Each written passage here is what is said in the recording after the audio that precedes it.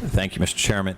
Gentlemen, thank you very much for coming today. I think that in both the chairman's remarks, the dedication you guys have to serving the students in Pennsylvania has been amazing, and there are true great things happening at the university. And one great thing I will point out to Pitt and Penn State is it's great that we're getting back together in 2016 for another football game. I'm pretty excited about that. Oh, look at that handshake. Hopefully the camera's got that.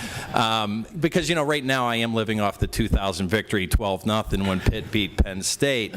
And so I'm excited to give you guys a rematch down the road. But in all seriousness, the budget situations that you guys have been faced in the last couple years certainly have not been easy, and I wanted to commend you on your ability to sustain some programs. And specifically, I know from our materials at the University of Pittsburgh, you kept the crisis center open for teens thinking about committing suicide.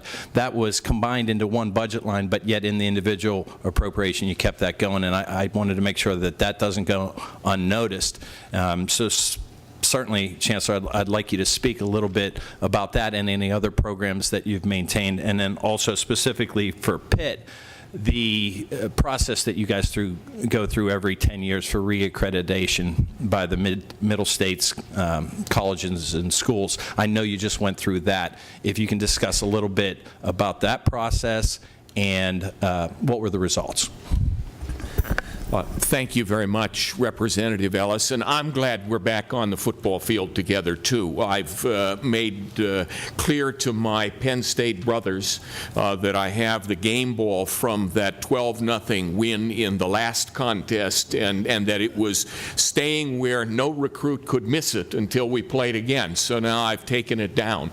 The crisis center to which you refer really provides statewide services for teens at risk of suicide.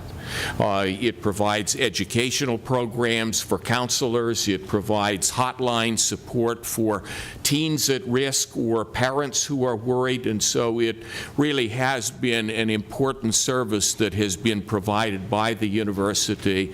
And you're right, 2 years ago when our general appropriation took a big hit and our academic medical center lines took an even bigger hit, we had to make decisions about what programs we would continue to sustain as a part of our commitment to the public service, and this was one that we have continued to support over the course of the last 2 years.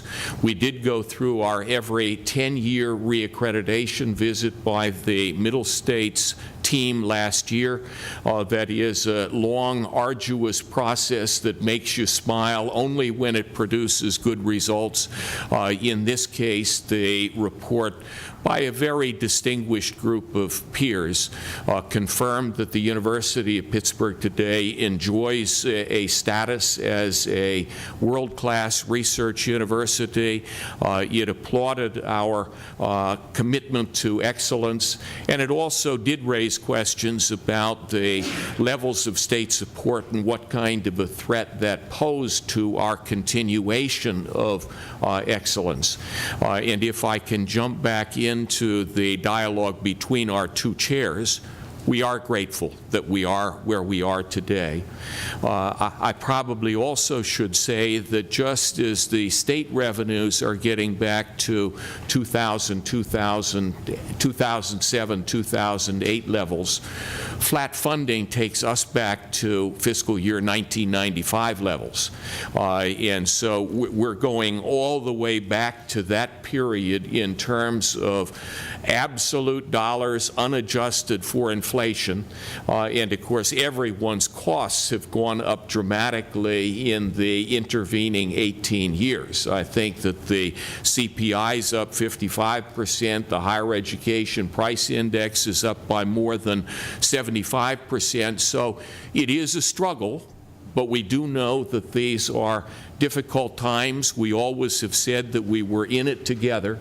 And as President Erickson has indicated, we hope, consistent with the Governor's Advisory Commission report, that this is the bottom and that we'll be able to begin working our way forward from here. And finally, no more questions, but I just wanted to thank you. I mean, obviously, as the economy has been down, we've been faced with tough decisions here. You guys have faced those head on, and I applaud all the universities for the tough decisions that you guys had to make. And hopefully we'll be able to continue this dialogue and continue to serve Pennsylvania the way you guys do. Thank you very much.